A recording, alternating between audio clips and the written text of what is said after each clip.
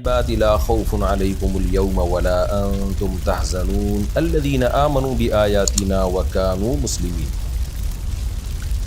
اس سے پہلے والے رکوع میں ایک اشکال کا جواب تھا کہ مشرکین یہ کہتے تھے کہ آپ کہتے ہیں کہ اللہ کے سوا جس کی بھی عبادت کی جائے اس میں خیر نہیں ہے، تو عیسیٰ ابن مریم کی بھی تو عبادت کی گئی ہے، تو کیا مطلب عیسیٰ ابن مریم بھی خیر سے معاذ اللہ خالی ہے؟ تو اس کا جواب دیا گیا کہ یہ ضدی جھگڑالو لوگ ہیں، انہیں نبی کی بات کا مطلب معلوم تھا لیکن انہوں نے جان بوجھ کر اس کو غلط رخ دینے کی کوشش کی ہے۔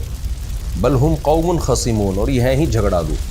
پھر اللہ نے اس اشکال کا جواب دیا کہ عیسیٰ ابن مریم تو سراپا خیر ہیں، ان کو مستثنیٰ کرنے کی ضرورت ہی نہیں تھی، ان کو الگ سے بیان کرنے کی ضرورت ہی نہیں تھی، اس سے وہ معبود مراد ہیں جو انعام یافتہ نہ ہوں۔ تو عیسیٰ ابن مریم تو اللہ کے نیک بندے تھے، انہوں نے تو خود توحید کی دعوت دی۔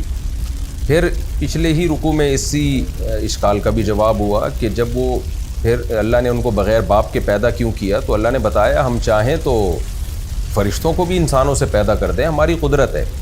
تو عیسیٰ کا بغیر باپ کے پیدا ہونا یہ اللہ کی طاقت اور قدرت کی دلیل ہے، یہ اس کی دلیل نہیں ہے کہ وہ معبود ہیں اور ان کی عبادت کی جائے، ان سے مرادیں مانگی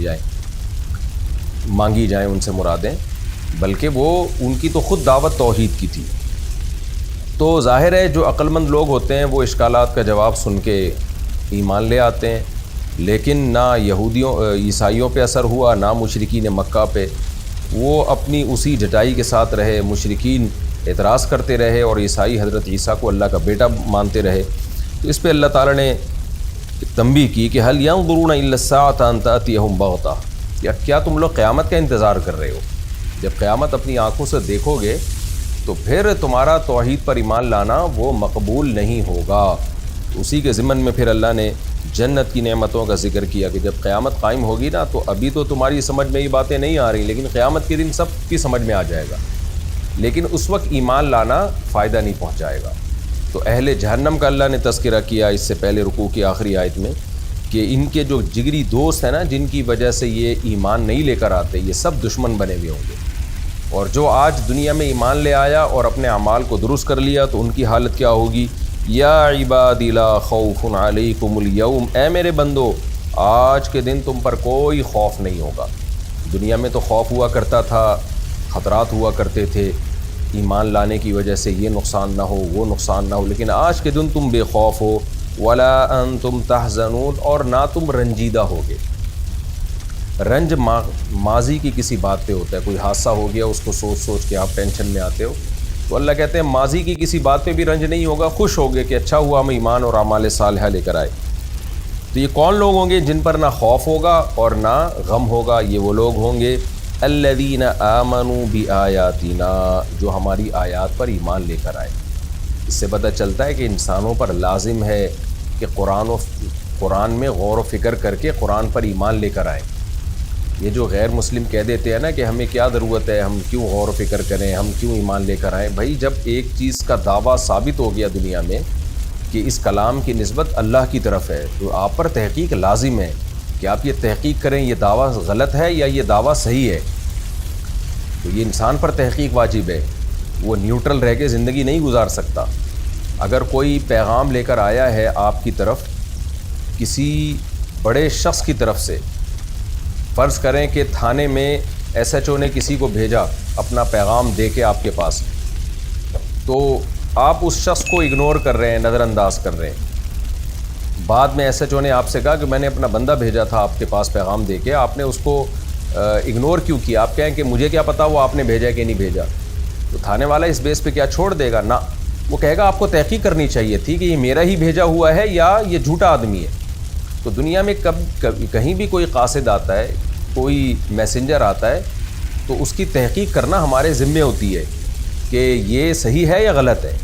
تو یہ کیا بات ہے کہ سید الانبیاء رسول اللہ صلی اللہ علیہ وسلم نے نبوت کا دعویٰ کیا اور بتایا کہ یہ کلام جو ہے اللہ کا کلام ہے، اور غیر مسلم یہ کہہ کے خاموش ہو جائے کہ ہمارے پاس ٹائم ہی نہیں ہے تحقیق کرنے کا۔ تو اس لیے یہ تحقیق تمام دنیا کے تمام انسانوں پر، جن تک بھی اسلام کی دعوت پہنچ چکی ہے ان سب پر واجب ہے۔ ہاں جن کے پاس دعوت ہی نہیں پہنچی ان پر واجب نہیں ہے، کیونکہ حجت ہی تمام نہیں ہوئی، لیکن جہاں بھی اسلام کی دعوت پہنچی ہے، اسلام کا پیغام پہنچا ہے، تو پھر انسان وہاں نیوٹرل نہیں رہ سکتا۔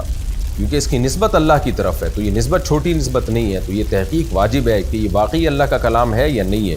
تو اس لیے جو تحقیق کر کے ایمان لے آتے ہیں ان کے لیے کامیابی، اور جو تحقیق ہی نہیں کرتے ان کے لیے ناکامی ہے۔ اس لیے اللہ نے فرمایا کون لوگ ہیں جن پر کوئی خوف نہیں ہوگا اور وہ غمزدہ نہیں ہوں گے؟ الذین آمنوا بآیاتنا، یہ وہ لوگ ہیں جو ہماری آیات پر ایمان لائے اور دل و جان سے ایمان لائے، جس کی علامت یہ تھی وَكَانُوا مُسْلِمِينَ، یہ تھے فرما بردار، یعنی پریکٹیکلی انہوں نے اپنے آپ کو، عملی طور پر انہوں نے اپنے آپ کو ہمارے سپرد کر دیا، یعنی اسلام کے احکام پر عمل کیا۔ اسی وجہ سے ایمان اور اسلام جہاں ساتھ ساتھ آتے ہیں نا، وہاں ترجمہ یہ کیا جاتا ہے کہ ایمان لائے اور اسلام والے کام بھی کیے انہوں نے۔ ادخلوا الجنت انتم وازواجکم تحبرون، داخل ہو جاؤ جنت میں تم بھی اور تمہاری ازواج، تمہاری بیویاں بھی۔ اور اگر عورت کو حکم دیا جائے گا تو زوج سے مراد شوہر ہوتا ہے۔ زوج کا جو لفظ ہے بیوی پہ بھی اس کا اطلاق ہوتا ہے اور شوہر پہ بھی ہوتا ہے، جس کی جمع ازواج۔ تو عورت اگر جنت میں داخل ہو رہی ہے تو اس کا شوہر بھی، اور شوہر داخل ہو رہا ہے تو بیوی بھی۔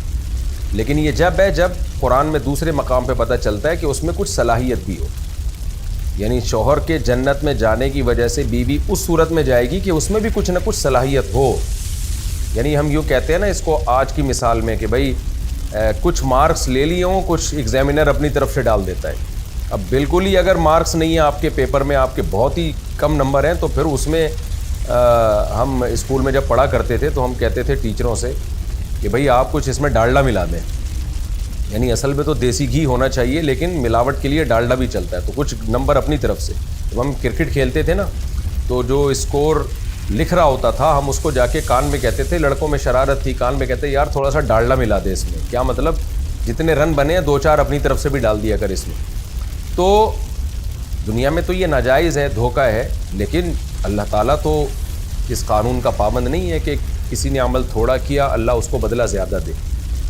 تو ایسا ہوگا کہ شوہر کے نمبر زیادہ تھے، بیوی کے نمبر کم تھے، لیکن بہت زیادہ کم نہیں تھے، تو کچھ نمبر اللہ نے شوہر کی وجہ سے بیوی کے نمبروں میں ایڈ کر دیے کہ چلو بھائی یہ شوہر کے ساتھ بیوی بھی جنت میں چلی جائے۔ بعض دفعہ بیوی کے نمبر زیادہ تھے، شوہر کے نمبر کم تھے، تو تھوڑے سے کم تھے شوہر کے، تو اللہ نے کچھ نمبر اپنی طرف سے ڈال دیے کہ چلو بھائی زوجہ اس کی جنت میں جا رہی ہے تو اس کی وجہ سے شوہر بھی چلا جائے۔ تو چونکہ دنیا میں ساتھ دونوں نے ٹائم گزارا ہے تو اللہ بھی ان کو ساتھ ہی رکھیں گے، لیکن میں نے بار بار بتایا کہ یہ جب ہے جب اس میں صلاحیت بھی ہو۔ تو فرمایا انتم وازواجکم تحبرون، تحبرون اس خوشی کو کہتے ہیں، حبر سے نکلا ہے، وہ خوشی جو چہرے سے جھلک رہی ہو، یعنی آثار سے صرف دل میں خوشی نہ ہو بلکہ چہرے پہ اس کے اثرات ہوں۔ تو اللہ فرماتے ہیں تم بھی، تمہاری ازواج بھی جنت میں داخل ہو اس حال میں کہ تم خوش عیشی، تم خوش ہو، یعنی خوشی خوشی اس جنت میں داخل ہو جاؤ۔ یطاف علیہم، اس جنت میں ہوگا کیا؟ چکر لگایا جائے گا ان کے اوپر، بصحاف من ذہب، سونے کی تشتریوں کے ساتھ، واکواب، اور سونے کے گلاسوں کے ساتھ، یعنی مشروب بھی پیش کیا جا رہا ہوگا اور تشتریوں میں طرح طرح کے کھانے لا کے رکھے جا رہے ہوں گے۔ وفیہا ما تشتہیہ الانفس، اور ہوگا اس جنت میں ما وہ چیزیں تشتہیہ الانفس جن کے دلوں کو جس کی چاہت ہوگی، دل میں جو بھی چاہت ہوگی وہ وہاں پوری کر دی جائے گی۔ وتلذ الاعین، اور آنکھوں کو جن سے لذت حاصل ہے۔ آپ کو پتہ ہے جب ہم کوئی خوش نما چیز دیکھتے ہیں تو آنکھوں کو بھی لذت حاصل ہوتی ہے، اصل میں تو دماغ ہی سب چیزیں محسوس کرتا ہے، آنکھیں ذریعہ بنتی ہیں۔ تو آنکھوں کو لذت حاصل ہو اور دل کو جس کی چاہت ہو وہ تمام چیزیں ملیں گی۔ وَأَنْتُمْ فِيهَا خَالِدُونَ، اور تم رہو گے اس جنت میں ہمیشہ۔ علامہ مناوی رحمہ اللہ ایک بہت بڑے مفسر گزرے ہیں، وہ یہ لکھتے ہیں کہ اگر جنت باغات نہ بھی ہوتی نا، صرف مٹی کے گھروندے ہوتے اور لکڑی کے چولہے ہوتے اور بالکل گاؤں دیہات کا ماحول ہوتا، پھر بھی جنت حسین تھی، اس لیے کہ ہمیشہ کی زندگی ملتی ہے۔ اگر کسی کو ہمیشہ کی زندگی دے دی جائے نا تو وہ جھونپڑے میں رہنا بھی گزارا کر لے گا۔ یعنی ایک شخص کو کہا جائے کہ آپ کو 1000 گز کے بنگلے میں زندگی ملتی ہے لیکن 40 سال کی، 50 سال کی، 60 سال کی، اور ایک ہے کہ آپ پر موت نہیں ہوگی لیکن آپ کو پہاڑوں کی زندگی ملے اور دیہاتوں کی زندگی ملے، تو وہ اس عیش کی زندگی کو قربان کر دے گا، اس لیے کہ اس عیش کی زندگی میں موت ہے، اور جو عیش کی زندگی نہیں ہے اس میں موت نہیں ہے۔ تو علامہ مناوی رحمہ اللہ کا مطلب یہ ہوا کہ بھائی جنت میں یہ ساری نعمتیں نہ بھی ہوتی نا تو انتم فیہا خالدون، تم ہمیشہ اس میں رہو گے، یہی کافی تھا جنت کی طلب کے لیے۔ تو اور سوچیں کہ جب عیش کی زندگی بھی ہو اور ہمیشہ کی بھی ہو تو یہ کتنی بڑی نعمت ہے۔ فرمایا وَتِلْكَ الْجَنَّةُ الَّتِي، اللہ جنتیوں سے کہے گا یہ ہے وہ جنت، تل کا ہاتھ کے اشارے سے کہا جاتا ہے، یہ ہے وہ جنت الَّتِي أُورِثْتُمُوهَا، جس کا تم کو وارث بنا دیا گیا ہے، بِمَا كُنْتُمْ تَعْمَلُونَ، تمہارے ان اعمال کے بدلے میں جو تم دنیا میں کیا کرتے تھے۔ حدیث میں آتا ہے کہ جنت اعمال کا بدلہ نہیں ہے بلکہ اللہ کی رحمت ہے۔ تو اور قرآن میں یہاں پتہ چلتا ہے جنت اعمال کا بدلہ، تو دونوں میں ٹکراؤ نہیں ہے۔ اصل میں اللہ نے اس کو اعمال کا بدلہ قرار دے دیا ہے اپنی رحمت سے کہ تم عمل کرو گے تو میں تمہیں جنت دوں گا، ورنہ حقیقت میں ہم کوئی اتنے بڑے اعمال کر سکتے ہی نہیں ہیں کہ اس کا بدلہ جنت ہو۔ ایک چیز کی قیمت ہوتی ہے نا، مارکیٹ ویلیو ہوتی ہے۔ اس کو میں آسان مثال سے سمجھاتا ہوں۔ آپ نے ایک گھڑی خریدی جس کی قیمت 5,000 روپے تھی، تو آپ نے 5,000 روپے دیے تو 5,000 کی گھڑی مل گئی، تو ہم یہ کہیں گے یہ گھڑی کی قیمت ہے جو آپ نے 5,000 دی۔ لیکن آپ نے 5,000 روپے دیے، سامنے والے نے آپ کو ڈائمنڈ کی کروڑوں روپے کی گھڑی پکڑا دی اور کہا یہ 5,000 کے بدلے میں، تو ہم کہیں گے یہ اس نے اپنی رحمت اور اپنی دوستی سے یہ کہا ہے کہ 5,000 کا بدلہ، حقیقت میں تو یہ کروڑوں کا بدلے میں ہو سکتی ہے، یہ 5,000 کے بدلے میں نہیں ہو سکتی۔ تو جنت اتنی قیمتی چیز ہے کہ اس کے لیے ہمارے یہ اعمال کافی نہیں ہیں جو اعمال ہم کر رہے ہیں، لیکن اللہ نے اپنی رحمت سے ہمارے ان اعمال کا بدلہ جنت رکھا ہے، ورنہ حقیقت میں وہ اعمال کا بدلہ ہو نہیں سکتا۔ فرمایا لَكُمْ فِيهَا فَاكِهَةٌ كَثِيرَةٌ، تمہارے لیے ہے اس جنت میں بہت سارے پھل۔ فاکہہ تفقہ عربی میں کہتے ہیں جو چیز بطور لذت کے کھائی جاتی ہے۔ ایک تو کھانا ہوتا ہے نا، تغدی جسے کہتے ہیں، دوپہر کا کھانا کھانا، تعشی رات کا کھانا کھانا، تو یہ تو باقاعدہ کھانا ہوتا ہے۔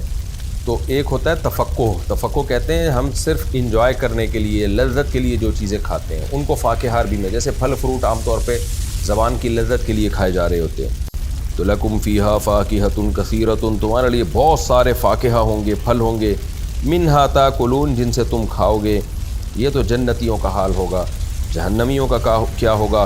ان المجرمین فی عذاب جہنم خالدون، بے شک مجرم لوگ جہنم کے عذاب میں ہمیشہ رہیں گے۔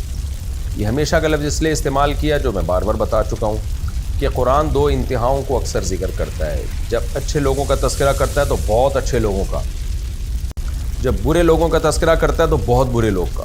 تو ظاہر ہے بروں میں اعلیٰ درجے کے برے وہ ہیں جو ایمان ہی نہیں لے کر آئے، تو بیچ میں وہ لوگ ہوتے ہیں جو مسلمان ہیں لیکن اعمال برے ہیں ان کے، تو وہ جہنم میں جائیں گے اور سزا کھانے کے بعد وہ جہنم سے نکل آئیں گے۔